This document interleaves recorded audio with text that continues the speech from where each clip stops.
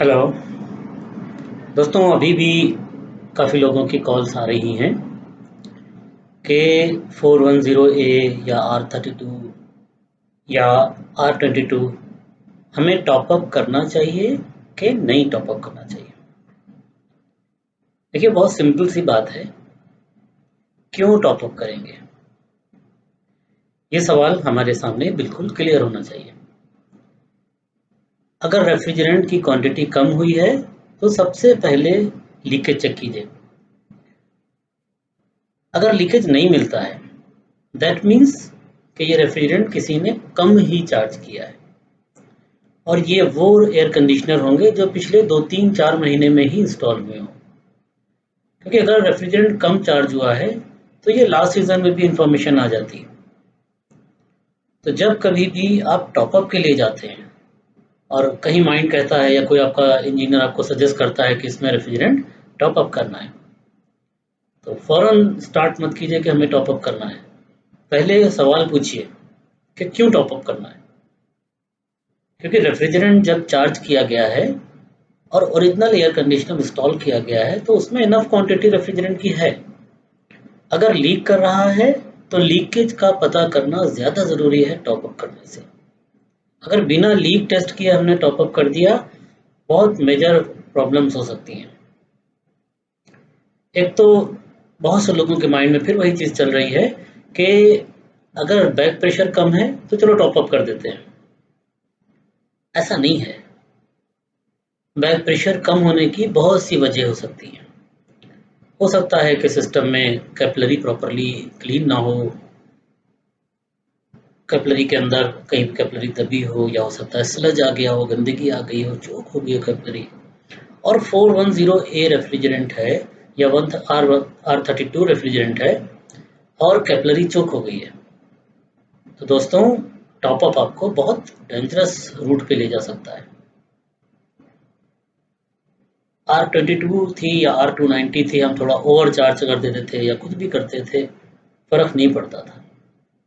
लेकिन यहाँ पे एक रेफ्रिजरेंट है जिसका ऑलरेडी हेड प्रेशर ज़्यादा है, 450-500 psi के आसपास है, और आप जाते हैं, आप देखते हैं कि बैक प्रेशर कम है, 90 दिखा रहा है, 85 दिखा रहा है, और आप उसमें रेफ्रिजरेंट चार्ज करने लगते हैं।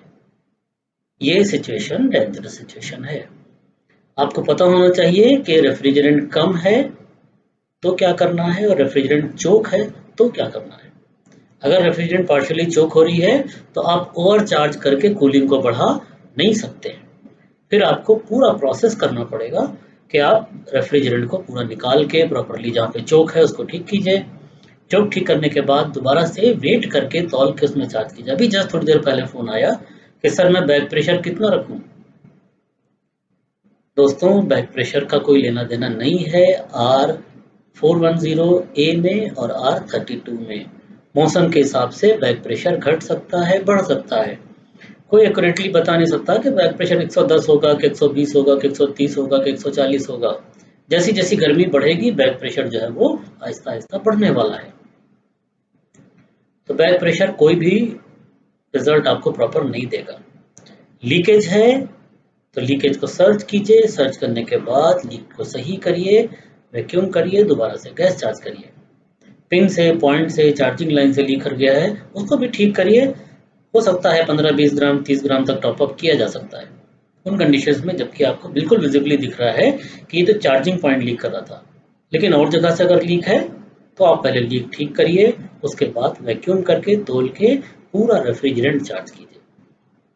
और गैस टॉपअप कर देना बिना लीक टेस्ट किए, कुछ पता नहीं कि क्या होने वाला है। तो टॉपअप जैसी कोई चीज़ है नहीं।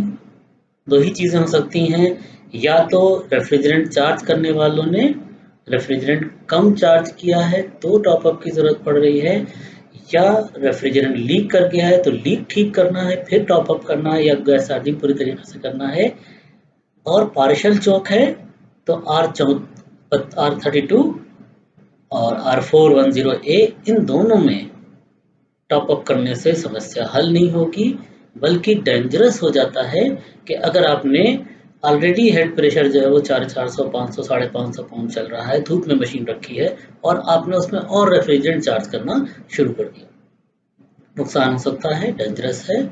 कभी भी अनट्रेन्ड तरीके से बिना ट्रेनिंग लिए हम काम नहीं करेंगे, क्योंकि जान है तो जहान है।